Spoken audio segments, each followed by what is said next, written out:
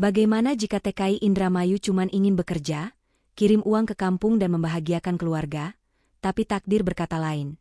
Majikannya seorang wanita kaya dan kesepian jatuh cinta padanya. Saking bikin nagih, pemuda ini bikin wanita bule tidak bisa lupa, dan yang bikin kaget, tiba-tiba ada paket, tiket pesawat, dan sepucuk surat untuk kembali ke Swiss. Bagaimana ceritanya, mari kita simak. Jangan lupa untuk like, komen dan subscribe terlebih dahulu.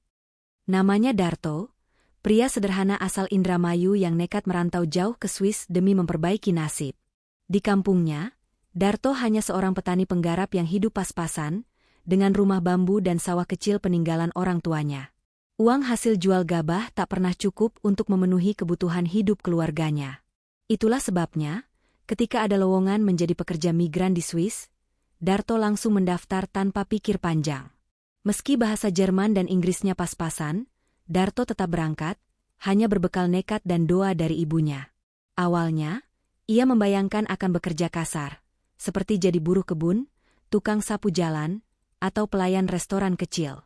Tapi begitu sampai di Zurich, takdirnya berubah drastis. Ia malah ditempatkan di sebuah villa mewah di pinggir danau Zurich yang luas dan tenang, seperti lukisan alam. Rumah itu milik seorang janda kaya bernama Claudia Muller. Saat pertama kali melangkahkan kaki ke halaman villa itu, Darto langsung diserang rasa gugup. Keringat dingin mengucur deras di pelipisnya. Ia terpaku melihat arsitektur rumah itu yang menjulang megah dengan jendela kaca besar dan taman bunga terawat rapi. Napasnya terasa sesak, seolah baru saja masuk ke dunia yang sama sekali asing baginya. Claudia Muller adalah wanita yang begitu memancarkan aura dingin sekaligus elegan. Usianya sekitar awal 40-an, namun kecantikannya masih terjaga dengan sempurna. Rambut pirangnya panjang terurai, seringkali disisir rapi hingga mengilap seperti benang emas. Mata birunya tajam dan menusuk, namun jika diperhatikan lebih lama, ada bayangan luka batin yang dalam. Claudia jarang sekali tersenyum. Tatapannya selalu kosong, seperti seseorang yang kehilangan separuh jiwanya. Kematian suaminya dalam kecelakaan mobil setahun lalu telah meninggalkan luka yang belum sembuh.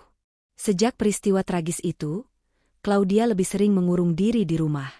Ia bahkan memutuskan untuk berhenti dari semua aktivitas sosialnya, meninggalkan komunitas sosialite Zurich yang dulu sering ia hadiri. Untuk urusan rumah tangga, Claudia memutuskan untuk merekrut seorang pekerja asing agar suasana rumahnya tetap hidup, meski hanya sekadar mendengar suara langkah kaki orang lain. Itulah sebabnya Darto kini berada di sana. Tugasnya cukup sederhana: merawat taman bunga, menjaga kebersihan kolam renang, serta memperbaiki perabotan yang rusak. Tapi siapa sangka, pekerjaan itu perlahan membawa Darto masuk ke dalam hidup Claudia yang penuh misteri. Hari-hari pertama bekerja di villa itu, Darto selalu menjaga sikap serendah mungkin. Ia lebih banyak menunduk, menghindari tatapan mata Claudia yang tajam. Setiap kali berjalan melewati lorong-lorong rumah yang panjang dan dingin, jantung Darto berdegup kencang, takut membuat kesalahan sekecil apapun. Claudia pun hampir tak pernah berbicara lebih dari sekadar perintah singkat seperti, bersihkan taman, atau, perbaiki pintu belakang. Tidak ada basa-basi, tidak ada sapaan hangat seperti majikan-majikan lain yang pernah didengar Darto dari cerita sesama TKI. Namun semua berubah di suatu sore, ketika Darto sedang sibuk menyapu daun-daun kering di halaman belakang. Tanpa diduga, Claudia tiba-tiba muncul di balkon lantai 2. Diam-diam ia memperhatikan Darto cukup lama, dengan tatapan yang sulit Darto artikan. Rasanya seperti ada dua mata tajam yang terus mengawasi setiap gerak-geriknya. Darto yang awalnya fokus bekerja, tiba-tiba merasa salah tingkah. Jantungnya berdebar tak karuan. Ia mencoba tetap tenang, tapi keringat dingin membasahi punggung bajunya. Entah kenapa, sorot mata Claudia sore itu terasa berbeda, ada rasa ingin tahu, atau mungkin, ada kesepian yang mulai menyeruak. Minggu pertama berlalu, dan Darto mulai menyadari ada yang aneh. Setiap pagi, saat ia mulai bekerja di taman depan, ia melihat tirai jendela kamar Claudia selalu bergeser sedikit, seolah ada seseorang yang mengintip diam-diam dari balik sana. Awalnya Darto mengira itu hanya kebetulan, tapi lama-lama pola itu berulang. Hampir setiap pagi, Claudia muncul di jendela dan memperhatikannya dalam diam. Bahkan, saat Darto memperbaiki keran dapur yang bocor suatu hari, Claudia tiba-tiba berdiri terlalu dekat di belakangnya. Darto bisa merasakan hembusan napas wanita itu di tengkuknya. Ketika ia menoleh, Claudia buru-buru menyodorkan segelas air. Wajahnya merah seperti baru ketahuan melakukan sesuatu yang memalukan. Tangannya gemetar saat memegang gelas.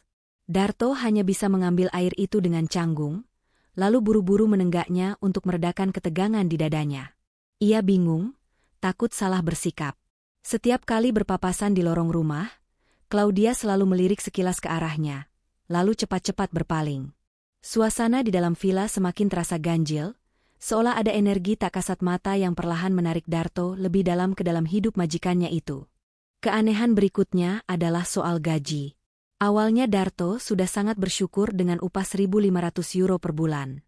Jumlah itu jauh lebih besar dari hasil panen setahun penuh di kampung halamannya. Tapi tanpa pemberitahuan, tiba-tiba Claudia menaikkan gajinya menjadi 4.000 euro per bulan. Saat Darto menerima slip gaji pertama dengan jumlah yang fantastis itu, ia sampai berkali-kali mengucek matanya. Tangannya gemetar saat menghitung ulang angka-angka di sana. Ia bahkan sempat berpikir ini hanyalah salah cetak dari pihak akuntan. Namun ketika dengan ragu-ragu ia memberanikan diri bertanya pada Claudia soal hal itu, wanita itu hanya tersenyum samar dan menjawab dengan singkat, "Kamu pantas mendapatkannya, Darto." Tidak hanya itu, setiap akhir pekan, Claudia sering memberikan amplop kecil berisi uang tambahan sebagai bonus, dengan alasan sepele seperti, "Terima kasih sudah bekerja keras," atau, "Ini untuk kamu beli sesuatu yang kamu suka." Hati Darto campur aduk. Di satu sisi, ia merasa beruntung, tapi di sisi lain, ia mulai khawatir ada maksud tersembunyi di balik kemurahan hati majikannya. Setiap malam, ia termenung lama di kamarnya, bertanya-tanya, apa sebenarnya yang diinginkan Claudia darinya? Puncaknya terjadi pada suatu pagi yang dingin dan berkabut. Claudia memanggil Darto dengan suara yang berbeda dari biasanya, lebih lembut tapi tegas. Dengan langkah berat dan jantung berdebar, Darto berjalan menuju garasi utama. Ketika pintu otomatis terbuka, matanya langsung membelalak. Di hadapannya terparkir sebuah mobil mewah, BMW seri terbaru dengan warna hitam metalik yang mengilap seolah baru keluar dari showroom. Cahaya matahari pagi yang menerobos dari celah-celah atap kaca, membuat bodi mobil itu tampak semakin memukau. Darto berdiri terpaku, tak sanggup berkata-kata. Ia bahkan sempat berpikir, mungkin Claudia hanya ingin menunjukkan mobil baru miliknya. Tapi semua dugaan itu buyar ketika Claudia melangkah mendekat, menggenggam sebuah kunci mobil kecil berwarna perak, lalu menyodorkannya tepat ke tangan Darto. Dengan suara pelan namun penuh penekanan, Claudia berkata, "Ini, untukmu, Darto." Dunia seperti berhenti berputar. Tubuh Darto mendadak lemas, keringat dingin mengalir deras di pelipisnya, sementara matanya berkaca-kaca tak percaya dengan apa yang baru saja terjadi. Malam itu menjadi malam paling gelisah dalam hidup Darto. Ia terbaring di ranjang sempitnya, menatap langit-langit kamar dengan pikiran penuh kecemasan. Berkali-kali ia memandangi kunci mobil itu yang kini tergeletak di atas meja kecil dekat jendela. Perasaan senang, takut, bingung, dan curiga bercampur menjadi satu. Ia takut ini hanya sebuah jebakan. Ia membayangkan bagaimana jika tiba-tiba polisi datang mengetuk pintu rumah, menuduhnya mencuri mobil majikannya. Atau lebih parah lagi, bagaimana jika semua ini hanya bagian dari lelucon kejam orang kaya terhadap orang kecil seperti dirinya? Berkali-kali ia membolak-balik tubuhnya, mencoba tidur, tapi pikirannya tak pernah tenang. Begitu fajar menyingsing, Darto memberanikan diri membawa kembali kunci mobil itu ke hadapan Claudia. Dengan tangan gemetar, ia mengulurkan kunci itu sambil berkata lirih, "Maaf Nyonya, saya tidak bisa menerimanya." Tapi tanpa disangka, Claudia hanya tersenyum tipis. Dengan suara pelan namun penuh makna, ia berkata, "Sudah lama aku ingin memberikannya pada seseorang yang membuat aku merasa hidup lagi." Sejak saat itu, hidup Darto berubah drastis. Hari-hari berikutnya penuh dengan kejutan-kejutan yang tak pernah ia bayangkan sebelumnya. Claudia yang selama ini dikenal dingin dan tertutup, mendadak sering mengundang Darto makan malam di ruang makan utama yang biasanya hanya dipakai untuk tamu-tamu penting. Hidangan mewah selalu tersaji, mulai dari steak daging sapi kualitas premium, hingga wine mahal yang harganya mungkin setara dengan gaji Darto sebulan. Tak hanya itu, Claudia juga mulai sering mengajak Darto dalam perjalanan singkat ke pegunungan Alpen, menikmati keindahan alam Swiss yang selama ini hanya bisa Darto lihat dari majalah bekas. Darto yang biasanya hanya mengenakan jaket lusuh dan sepatu butut, kini dipinjami jas mahal dan sepatu kulit asli. Setiap kali mereka berjalan bersama di area publik, entah di restoran atau pusat perbelanjaan, tatapan orang-orang sekitar selalu mengarah kepada mereka. Ada yang heran, ada yang iri, dan ada pula yang bisik-bisik membicarakan mereka. Tapi Claudia tampak tak peduli. Ia justru semakin terang-terangan menunjukkan kedekatannya dengan Darto, membuat hati pemuda Indramayu itu semakin campur aduk. Semua sikap Claudia yang penuh perhatian itu mencapai puncaknya suatu malam yang dingin, ketika salju turun dengan deras membungkus seluruh Zurich. Saat itu, Claudia mengajak Darto duduk di ruang tamu depan perapian. Udara hangat dari nyala api tidak cukup mengusir rasa dingin yang merasuk hingga ke tulang. Dengan tatapan kosong, Claudia mulai bercerita tentang suaminya. Suara wanita itu terdengar serak, seperti menahan tangis yang selama ini dipendam. Ia menceritakan malam kecelakaan yang merenggut nyawa pria yang sangat dicintainya itu. Tentang betapa kosong dan sepinya hari-hari yang ia lalui sejak kejadian tragis itu. Tentang rasa kehilangan yang terus menghantui, membuatnya sulit tidur, sulit makan, bahkan sulit untuk sekadar tertawa. Air mata mulai mengalir di pipinya. Dalam momen penuh emosional itu, Claudia tiba-tiba menyentuh tangan Darto. Genggamannya erat, hangat, dan penuh getaran ketakutan. Seolah-olah ia takut kehilangan seseorang lagi dalam hidupnya. Darto yang awalnya hanya bisa menunduk, perlahan mengangkat wajah, menatap perempuan itu dengan perasaan yang sulit dijelaskan. Biasanya Darto selalu gugup setiap kali harus bicara dengan bule, apalagi majikannya sendiri. Tapi malam itu terasa berbeda. Tatapan mata Claudia yang penuh kesedihan justru membuat Darto menemukan keberanian baru dalam dirinya. Dengan pelan, ia membalas genggaman tangan Claudia. Untuk pertama kalinya, Darto berani menatap langsung mata biru wanita itu cukup lama. Ada getaran aneh dalam dada Darto, perasaan hangat bercampur degup jantung yang berdetak lebih cepat dari biasanya. Tubuhnya memang kaku, tapi hatinya berontak, seolah memaksa dirinya untuk tetap berada di dekat wanita itu. Claudia semakin mendekat. Dengan lirih ia bersandar di bahu Darto, membiarkan air matanya membasahi bahu lelaki asal Indramayu itu. Suara isak tangisnya terdengar pelan namun memilukan. Darto hanya bisa diam, membiarkan tubuhnya menjadi sandaran bagi wanita itu. Malam itu, di tengah dinginnya salju yang mengguyur kota Zurich, dua hati yang awalnya terpisah jauh oleh budaya, bahasa, dan status sosial, perlahan mulai menyatu dalam keheningan yang penuh makna. Beberapa hari setelah keakraban mereka semakin terlihat, gosip mulai menyebar cepat di lingkungan sekitar Villa Claudia. Para tetangga Swiss yang biasanya cuek, kini mulai memperhatikan setiap gerak-gerik mereka. Setiap kali Darto dan Claudia keluar rumah bersama, terutama saat berjalan berdua menuju mobil mewah itu, bisik-bisik langsung terdengar dari balik pagar dan jendela rumah tetangga. Ada yang memandang sinis, menganggap Darto hanya pemburu harta. Ada pula yang menunjukkan raut wajah iri, terutama para wanita muda yang dulu sempat berharap bisa dekat dengan Claudia hanya demi status sosial. Tapi anehnya, Claudia sama sekali tak peduli. Justru sebaliknya, ia semakin terang-terangan menunjukkan perhatiannya pada Darto. Hampir setiap minggu, Claudia membelikan Darto jaket baru dari butik mahal, bahkan menghadiahinya jam tangan branded yang harganya bisa setara dengan motor baru di Indonesia. Tak cukup sampai di situ, Claudia juga membelikan parfum pria eksklusif, membuat aroma tubuh Darto kini selalu harum mewah. Setiap kali Darto berjalan melewati ruang tamu atau taman, aroma wangi itu seolah menegaskan bahwa statusnya di rumah itu sudah lebih dari sekadar pekerja biasa. Malam itu, setelah Darto selesai memarkir mobil BMW miliknya di garasi, sebuah kejadian mengejutkan kembali terjadi. Tanpa peringatan, Claudia datang menghampiri dengan langkah cepat dan mata yang tampak memerah seperti baru menangis. Sebelum Darto sempat menyapa, Claudia langsung menggenggam tangan Darto dengan erat. Genggaman itu begitu kuat hingga Darto nyaris kehilangan keseimbangan. Dengan suara bergetar penuh emosi, Claudia berkata, "Aku nggak mau lagi hidup sendirian. Darto, aku butuh kamu.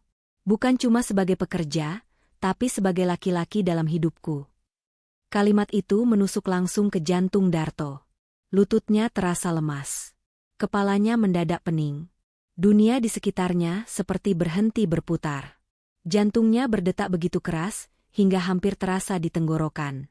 Ia ingin berkata sesuatu, tapi bibirnya keluh. Pikiran Darto melayang ke banyak hal, tentang ibunya di Indramayu, tentang kehidupannya yang dulu serba kekurangan, dan kini, tentang wanita bule cantik yang berdiri di depannya dengan mata berlinang air mata, memohon kehadirannya sebagai pasangan hidup. Keesokan harinya, Claudia kembali membuat kejutan yang membuat Darto nyaris pingsan. Wanita itu tiba-tiba mengajaknya makan malam di sebuah restoran bintang 5 di tengah kota Zurich. Nama restoran itu terkenal hanya dikunjungi para pebisnis elit dan bangsawan Eropa. Dengan setelan jas baru dan dasi yang masih kaku di lehernya, Darto duduk gugup di kursi penumpang mobil mewah Claudia. Sepanjang perjalanan, matanya tak berhenti menatap lampu-lampu kota yang berkelap-kelip dari balik jendela. Setiap gedung tinggi yang dilewati membuat Darto merasa seperti berada di dunia lain. Tangannya berkeringat dingin, lututnya gemetar, dan hatinya berdegup kencang seperti genderang perang. Sesampainya di restoran, pelayan langsung menyambut mereka dengan ramah, membukakan pintu dan menarik kursi khusus untuk Darto. Ini pertama kalinya dalam hidupnya ia duduk berdampingan dengan seorang wanita Eropa di restoran semewah ini, dengan iringan alunan musik piano klasik yang lembut mengisi ruangan. Bau lilin aromaterapi bercampur dengan aroma wine, membuat suasana terasa semakin surreal. Saat hidangan utama datang, steak wagyu yang dihidangkan dengan hiasan elegan, Darto baru saja mengangkat garpu ketika Claudia mengeluarkan sebuah kotak kecil berwarna merah dari dalam tas tangannya. Gerakannya pelan tapi penuh makna. Dengan tangan gemetar, Claudia membuka kotak itu perlahan. Di dalamnya terletak sebuah cincin emas putih dengan berlian besar yang berkilau memantulkan cahaya lampu gantung restoran. Darto langsung membeku. Ia hanya bisa menatap kotak itu dengan napas terengah, tak percaya dengan apa yang sedang terjadi. Dengan mata berkaca-kaca dan suara bergetar penuh harap, Claudia menatap dalam-dalam ke mata Darto dan berkata dengan pelan namun sangat jelas, "Will you marry me, Darto?" Suasana restoran yang awalnya dipenuhi obrolan ringan mendadak menjadi hening. Semua pengunjung langsung menoleh ke arah mereka. Beberapa pelayan yang lewat bahkan berhenti sejenak, memperhatikan. Ada yang langsung tersenyum haru, ada yang bertepuk tangan perlahan. Darto, yang sejak tadi menahan napas, kini nyaris kehilangan kemampuan untuk bernapas. Dalam kepanikan dan kebahagiaan yang bercampur menjadi satu, Darto hanya bisa mengangguk pelan. Rasanya seperti baru saja bermimpi, tapi kejadian itu nyata. Claudia yang melihat anggukan kecil itu langsung bangkit dari kursinya tanpa ragu. Dengan penuh emosi, ia memeluk Darto erat-erat, seolah tak mau melepaskan lagi. Pelukan itu hangat, erat, dan penuh dengan seluruh emosi yang sudah lama ia pendam. Beberapa tamu restoran langsung berdiri, memberikan tepuk tangan meriah. Beberapa wanita terlihat mengusap air mata, sementara pria-pria di ruangan itu hanya bisa menggeleng takjub melihat momen romantis yang tak terduga itu. Dan tanpa pikir panjang, Claudia mengecup bibir Darto di depan semua orang. Ciumannya lembut tapi penuh perasaan, membuat darah Darto seolah berhenti mengalir sejenak. Jantungnya berdetak begitu keras, hingga dadanya terasa sesak. Malam itu, di hadapan puluhan mata yang menyaksikan, Darto yang dulu hanya seorang pemuda desa dari Indramayu, kini resmi menjadi calon suami seorang janda kaya Swiss. Kabar pertunangan antara Darto dan Claudia menyebar seperti api yang membakar lahan kering. Dalam hitungan hari, media lokal Zurich mulai ramai memberitakan kisah cinta mereka yang tak biasa. Headline koran pagi menuliskan dengan huruf besar, "Janda kaya Swiss melamar pekerja migran asal Indonesia." Foto-foto mereka saat makan malam di restoran mewah, saat Claudia memeluk Darto, hingga momen Darto menerima cincin lamaran, semuanya terpampang jelas di halaman depan berbagai media cetak dan online.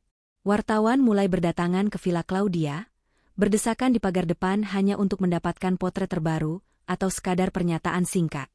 Tetangga yang dulu nyinyir, yang dulu hanya bisa memandang sinis dari balik jendela, kini malah sibuk pura-pura akrab. Mereka berlomba-lomba datang ke villa, membawa bunga, kue, bahkan kartu ucapan selamat. Beberapa dari mereka dengan semangat mencoba mengajak Claudia berbicara, berharap bisa ikut tampil di acara talk show lokal yang tengah meliput kisah cinta sensasional ini. Sementara itu, di sebuah desa kecil di Indramayu, keluarga Darto pun dilanda geger. Seminggu sebelum hari pernikahan, Darto akhirnya memberanikan diri menelepon ibunya. Dengan suara bergetar, ia menceritakan semuanya dari awal.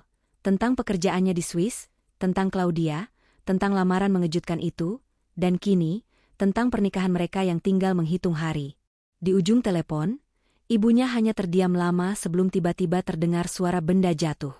Ternyata, sang ibu pingsan seketika karena kaget bercampur bahagia. Tetangga-tetangga yang mendengar kabar itu langsung berdatangan ke rumah. Mereka berdesak-desakan di ruang tamu kecil. Sebagian membawa air putih dan minyak kayu putih untuk membangunkan sang ibu.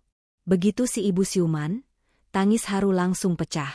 Adik-adik Darto pun ikut menangis histeris.